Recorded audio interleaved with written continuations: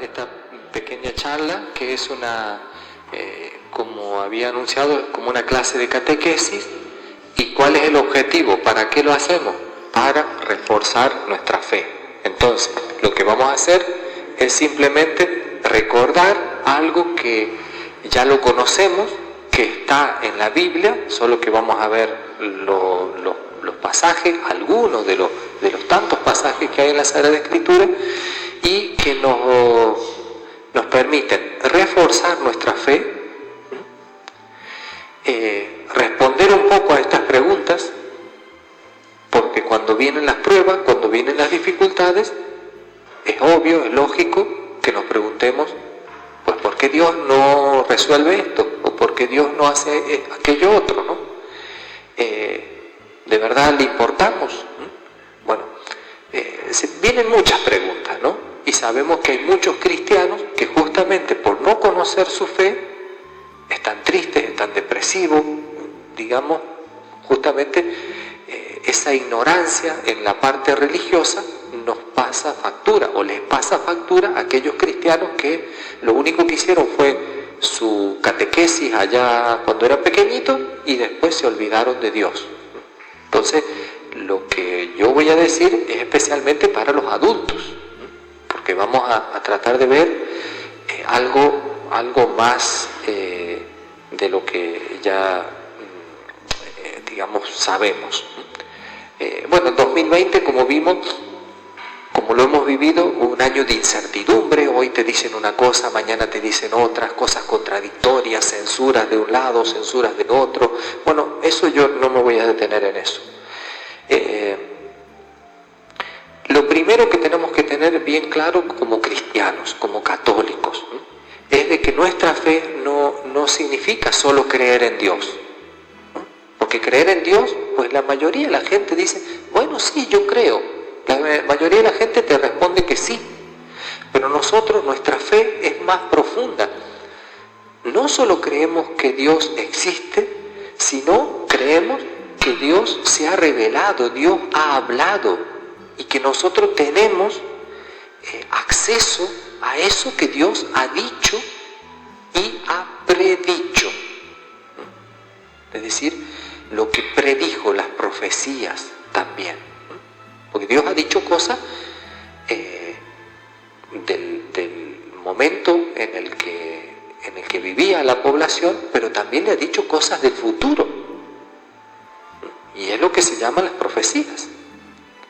Hoy no vamos a hablar en particular de las profecías, pero eso hay que tenerlo en claro. En la Biblia tenemos cosas que no han sucedido todavía, pero que Dios dijo que van a suceder. Entonces eso es muy importante. Si una persona dice yo soy católico, yo soy cristiano, pero después no cree en algo que está en la Biblia, pues entonces no es un católico de verdad. Porque nosotros creemos que cada frase, cada palabra que está allí es palabra de Dios. Siempre en la misa decimos, palabra de Dios, te alabamos, Señor. Creemos que eso es palabra. Entonces hay que ser coherentes con eso, ¿no? Si yo creo de que eso es palabra de Dios, pues ser coherentes con eso. Entonces, cuando hay un tiempo de incertidumbre, de pruebas, de todo eso, lo que nosotros buscamos es luz. Tratamos de ver, porque se pone todo oscuro y dice, ¿y esto qué es? ¿Y por qué pasa esto? ¿Por qué pasa aquello? Entonces lo que tratamos es de ver. Allí tenéis una imagen que lo que intenta el creyente es ver como Dios ve. Porque hay muchos cristianos, católicos, que están viendo como los periodistas ven. No, nosotros no nos sirve eso. Nosotros queremos ver un poco más, queremos ver el sentido de esto, de lo que pasa, ¿no? Entonces, queremos ver como Dios ve. Queremos, focalizar, ver claro, que no sea así todo confuso. Entonces el punto de partida es eso, creer lo que Dios ha dicho. El segundo momento es pensar en el mal, pero no en el mal como una limitación. Por ejemplo, que la persona muera es una limitación de la naturaleza. Nosotros somos seres mortales. Una enfermedad también es algo, digamos, nadie puede hacer nada con eso. El verdadero mal por el que Dios va a juzgar es el mal que hacen las personas que son sus elecciones libres. Y un ejemplo muy claro del mal que ocurre en nuestra época es el tema del aborto. Es decir, toda persona y aún la ciencia declara que esa personita que está allí es un bebé, es alguien que tiene 2 días, 3 días, 10 días, 8 meses de vida y que no se lo puede matar, y sin embargo se lo mata. Por 1000 excusas, pero se lo mata. Entonces, eso sí son decisiones. Eso sí, frente a eso sí se puede elegir de otro modo.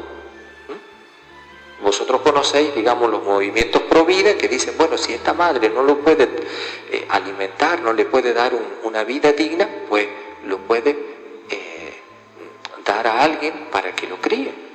¿Cuántas personas han vivido así porque que sus padres no podían tenerlo, ¿no? Entonces, cuando hablamos de mal, estamos hablando de este mal que son decisiones, decisiones de gente.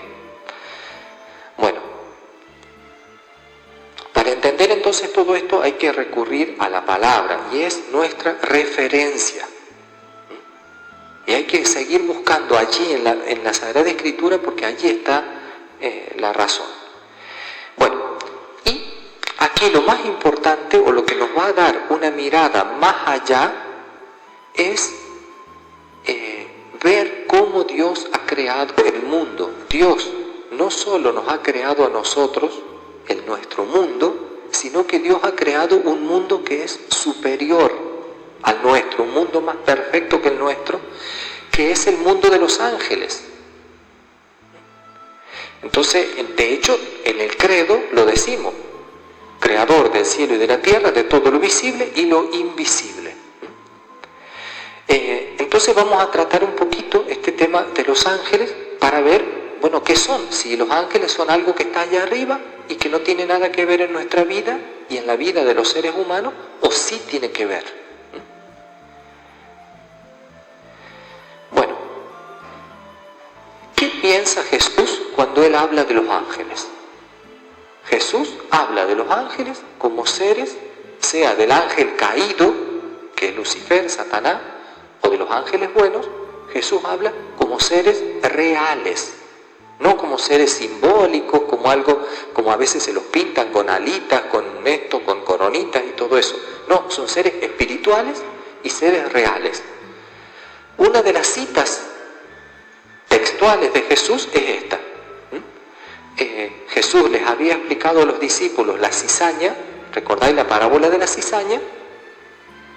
Y cuando se vuelven a casa, los discípulos le dicen, Jesús, ¿nos puedes explicar la parábola de la cizaña? Y Jesús les dice, el campo es el mundo. La buena semilla son los hijos del reino. Entonces allí ya está hablando de que hay hijos del reino, es decir, del reino de Dios, del reino que Él trajo, ¿no? La cizaña, el que siembra mal, y eso lo sabemos muy bien, son los hijos del maligno. Nosotros también, cada uno se puede hacer, cuando obra mal, se hace en cierto modo un hijo del maligno, porque está obrando en contra de Dios. El enemigo que la sembró es el diablo. La siega es el fin del mundo. Entonces aquí Jesús también está hablando de una historia, de cómo se va a desenvolver la historia. Los segadores son los ángeles. Entonces yo creo que este texto queda muy claro cómo Jesús le explica a los discípulos cómo es la realidad. Porque en la parábola él podía poner muchos símbolos y todo eso, pero después les dice, bueno, la realidad es esto.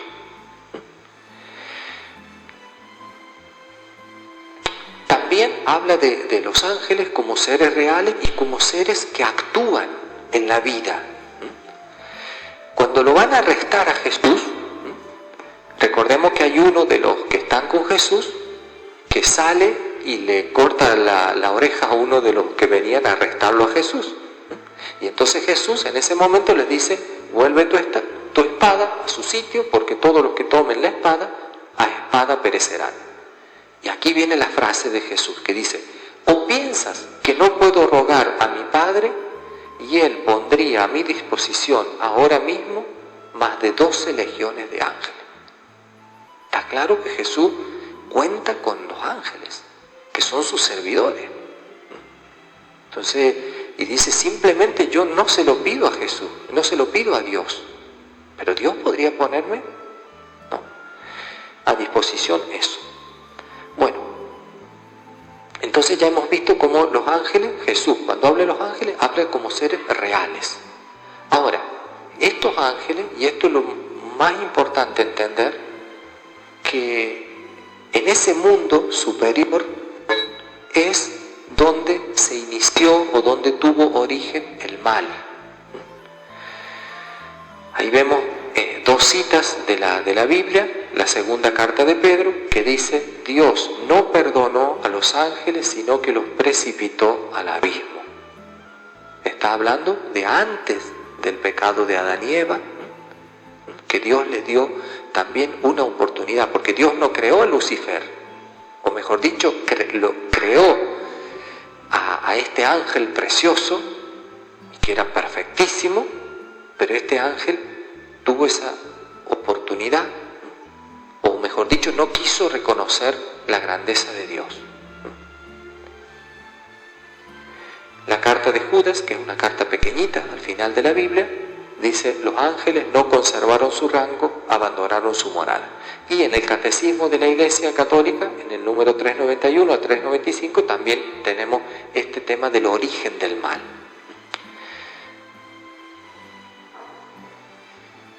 Bueno, esto yo no me voy a detener aquí. Sabemos cómo el mal, ese mal de los ángeles, entra en el mundo,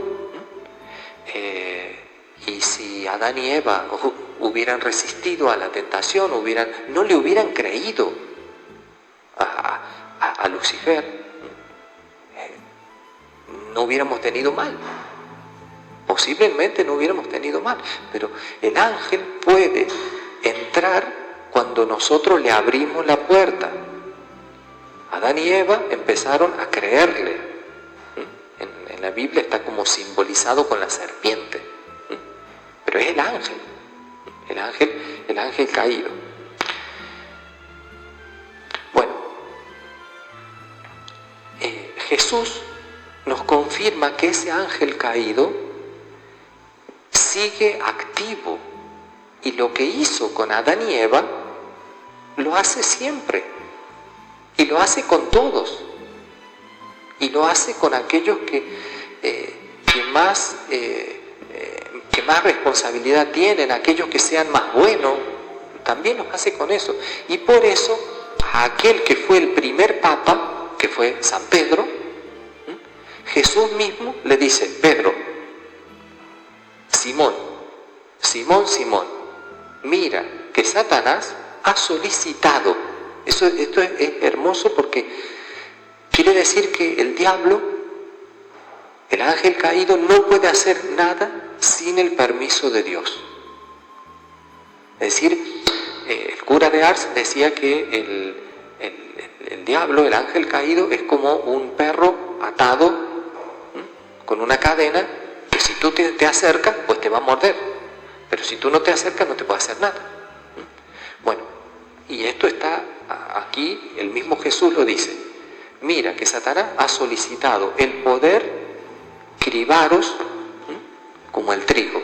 Esto lo sabéis bien vosotros, como de un lado para otro el trigo hay que... dice: pero yo he rogado por ti para que tu fe no desfallezca. Va a ser el mismo San Pedro que en su carta, en la Biblia también, nos va a decir: sed sobrios y velad, vuestro adversario, el diablo, ronda como león rugiente buscando a quien devorar. Bueno, ahora os voy a decir para qué ponemos todas estas citas, ¿no? Pero esto ya nos advierte de que hay una influencia, de que estamos unidos a ese mundo superior.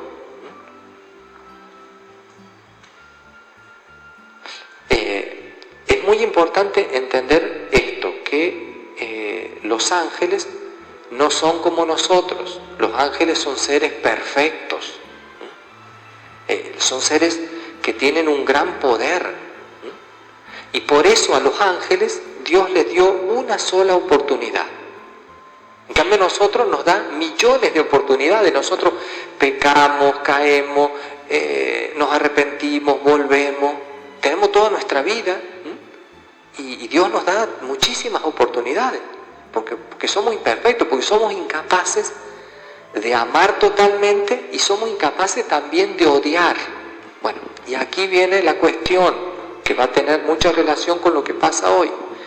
Nosotros somos incapaces de odiar, de odiar mucho, de odiar de modo perfecto. Pensemos en la persona más mala, el criminal en serie más grande. Aún esa persona, quizás con su madre, quizás con su hijo, con su hija, tiene un poquito de amor. Siempre el ser humano no es 100% malo. Por más malo que sea, nunca llega a ser 100% malo. En cambio, el ángel sí. El ángel o es 100% bueno, y entonces lo que hace es amar, y cuando ama 100%, o cuando odia, como es el caso de Lucifer, cuando odia 100%. Por eso es que el ángel es perfecto. Hay una cita, pero hay otras más en la Biblia para que veamos el poder que tiene el ángel. El ángel, con el ejército de Sennacherib, de ese rey, sale una noche y mató a 185.000 hombres. Así, un toque que da el ángel, ya. Es decir, lo de los ángeles es algo tremendo, ¿no? Pero bueno, que tenemos que quedarnos con esto de que cuando ama 100%, y cuando odia 100%. Entonces,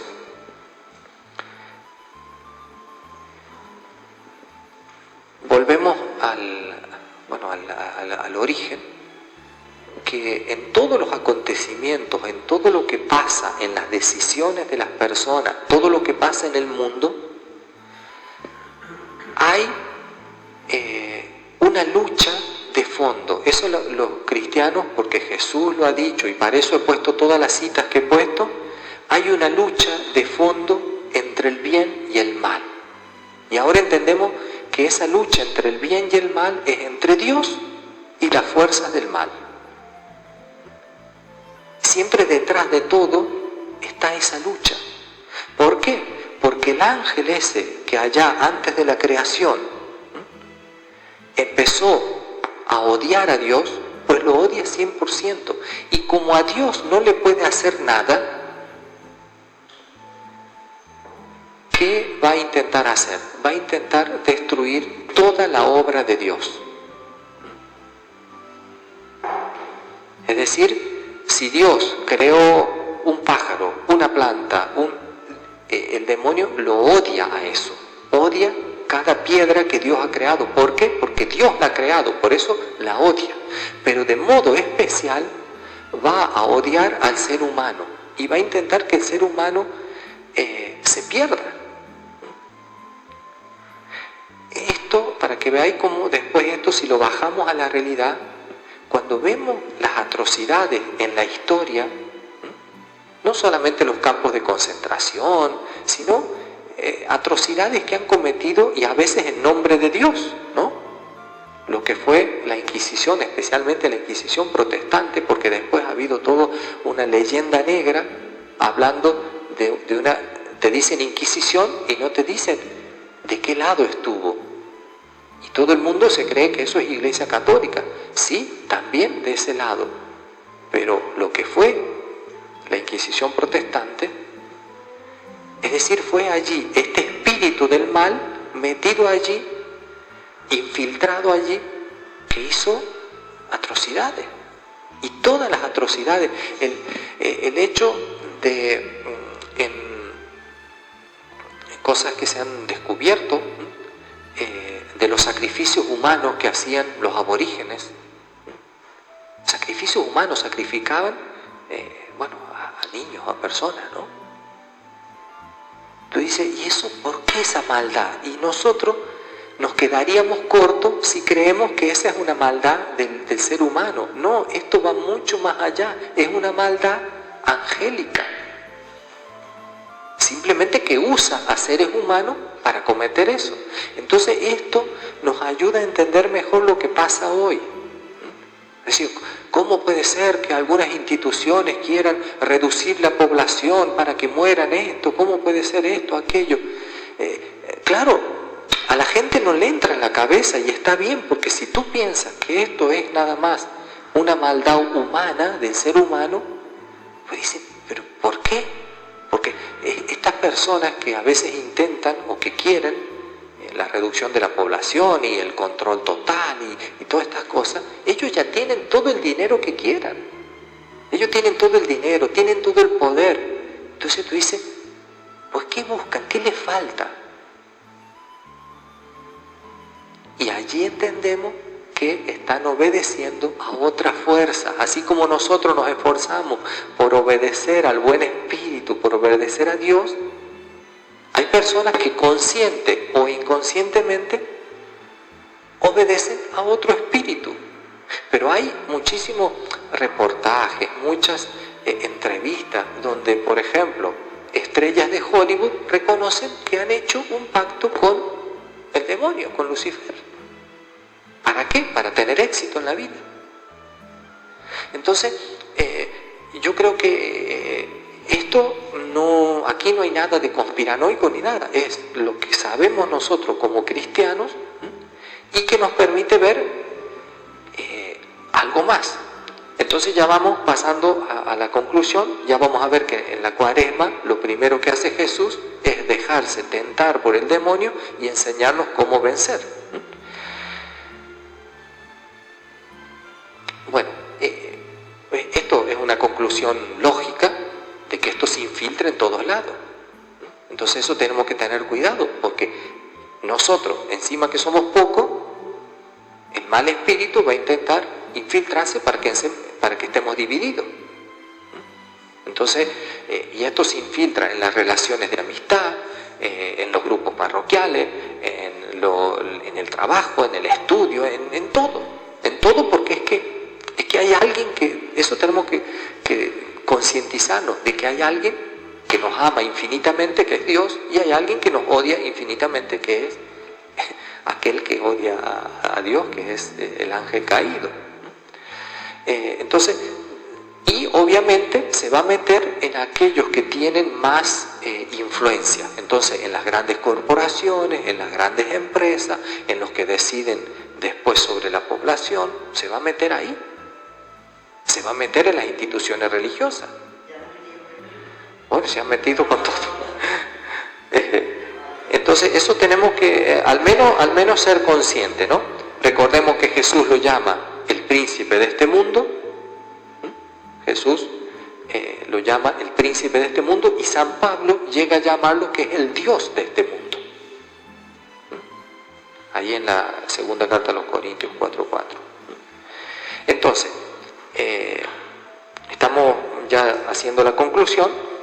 Hay que tener conciencia de esta lucha de fondo, porque todas las demás luchas que creemos que son luchas, al fin esta es la de fondo.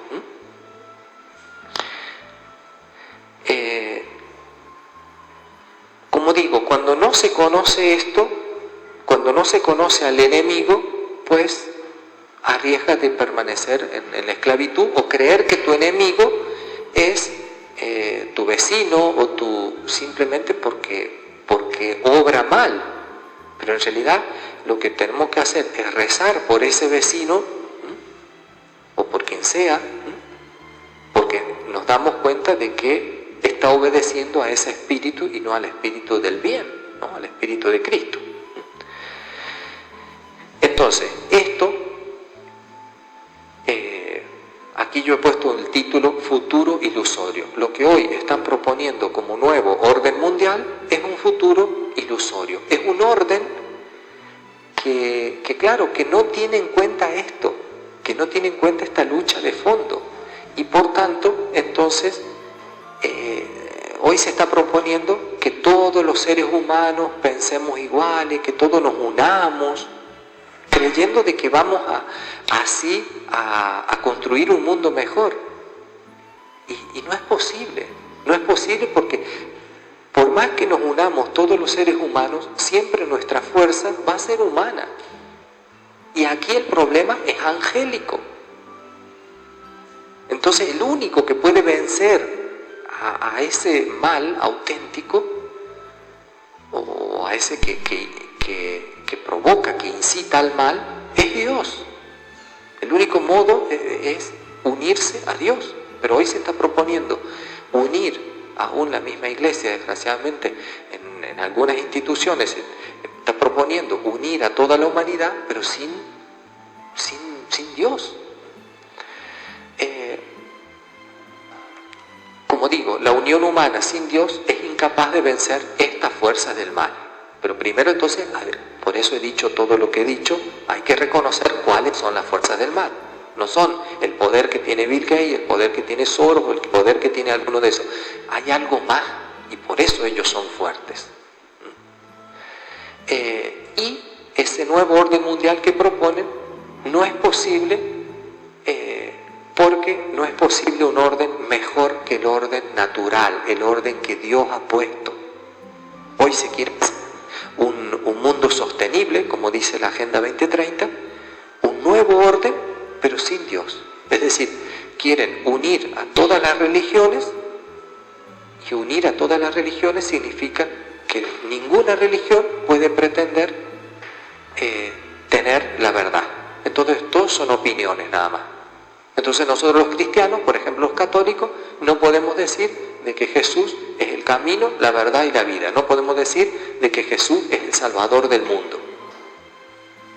Porque nos van a decir, bueno, sí, Jesús será el Salvador de los católicos.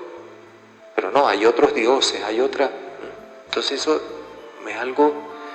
Pero desgraciadamente se cae en esa trampa porque dice, uy, qué bonito la unidad. Sí, la unidad, pero la unidad sin Dios no va a ningún lado y es utópico, es ilusorio. Bueno, y terminamos ya con esto. Hay que fundarse en la palabra de Dios y siempre tener en mente esto que dice Jesús, permaneced en mí, porque separados de mí nada podéis hacer. Aquí Jesús no se estaba refiriendo a que no vamos a poder trabajar sin Él. No, aquí se está refiriendo a esto, a que sin Él no se puede vencer lo realmente importante. Después hay una cita larga de Efesios 6, que después lo podéis leer en casa, donde dice, nuestra lucha no es contra la carne y la sangre, es decir, contra los seres humanos, ¿no? Dice, sino contra los principados, las potestades, contra los dominadores de este mundo tenebroso, contra los espíritus del mal. Entonces ahí queda claro cuál es la lucha del cristiano. Bueno, yo creo que eso es todo y por eso es que en esta lucha,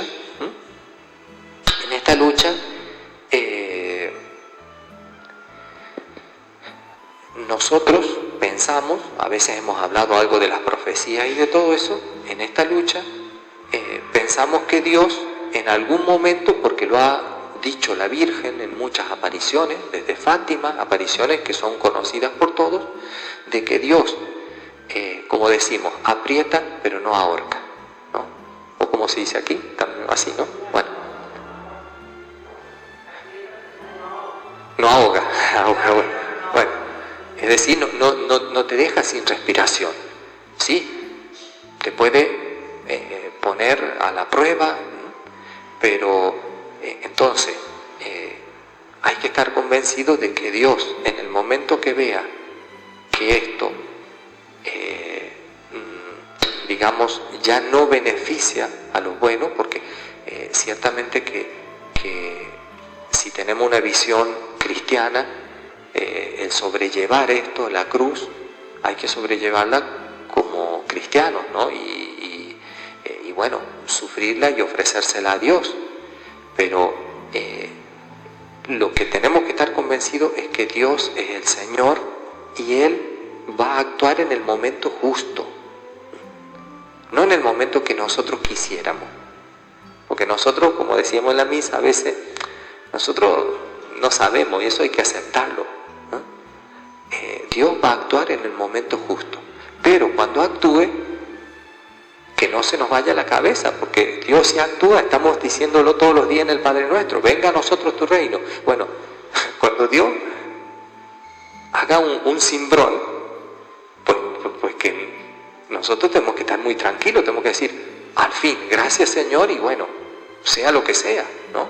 Entonces, y en eso nosotros estamos confiados en la Santísima Virgen, de que ese momento se va a dar. Bueno, de eso hay muchas opiniones, porque nadie tiene la bola de cristal. Pero por lo que estamos viendo, estamos en una época donde ya el ser humano, pues ya no nos queda nada. Digamos, no nos queda libertad, porque con todas las excusas, ¿no? No solo del virus, sino de otras cosas, y todo lo que están haciendo detrás del virus, ¿no? Porque el virus es como una cortina. Podemos aceptar que es un virus, podemos aceptar, yo creo que lo más lógico hasta ahora es que es un virus creado en un laboratorio y que por eso es que no se va como todos los otros virus, y bueno, y por otro lado están cada vez abultando más las cifras y todo eso, los números los manejan, parece que matemática, ninguno de esos ha estudiado matemática, porque ponen número, y eso es lo que te enseña en la televisión. Pero detrás de eso, ¿no? Sabemos que hay todo otro plan, que se están llevando muchas otras cosas. Miren cómo sacaron lo de la eutanasia, así. Porque es que nadie, estaban la gente tan cansada que ni siquiera había ganas de debatir eso. Digo, pues venga, y van a ir sacando cosas así una detrás de otra. No solo en nuestro país, sino en todo el mundo, es que es mundial. En Argentina, ¿qué es lo que sacaron? El aborto. En Argentina no se había aprobado todavía el aborto. Pues ahí, en medio del a río revuelto, ¿no? Entonces, ahí, sacaron, y en Argentina, que había luchado mucho para que no se aprobara el aborto, pues lo sacaron así, de fácil, ¿no? Pues bueno, después tratar de pensar esto, porque me parece que ayuda mucho, y ya voy a ver si termino. Estoy haciendo unos cancioneros, el cancionero que tenemos aquí, pero va a ser pequeñito, pero la mitad va a ser un devocionario, en donde está, por ejemplo, la consagración de la familia al corazón de Jesús, están las oraciones a San Miguel Arcángel, las oraciones al ángel de la guarda, oraciones más la normal, la simple, y otras mejores, digamos, para que vosotros también tengáis eso y para que recéis, ¿no? Y después, hoy me las olvidé de traer, las velas bendecidas, ¿no? Y vamos a ver si durante la Cuaresma hacemos la imposición del escapulario, ¿no? Así como el escapulario de la Virgen del Carmen, que bueno, tendremos que prepararnos un poquito, pero hacemos 2 o 3 encuentros y después hacemos la imposición del escapulario, que yo ya los he comprado, entonces ya también todos tenemos. Obviamente todas esas cosas ayudan mientras el corazón esté lleno de fe y lleno de luz y de todo eso, ¿no? Si no, todas esas cosas no sirven, ¿no? Pues bueno, muchas gracias y eso es todo.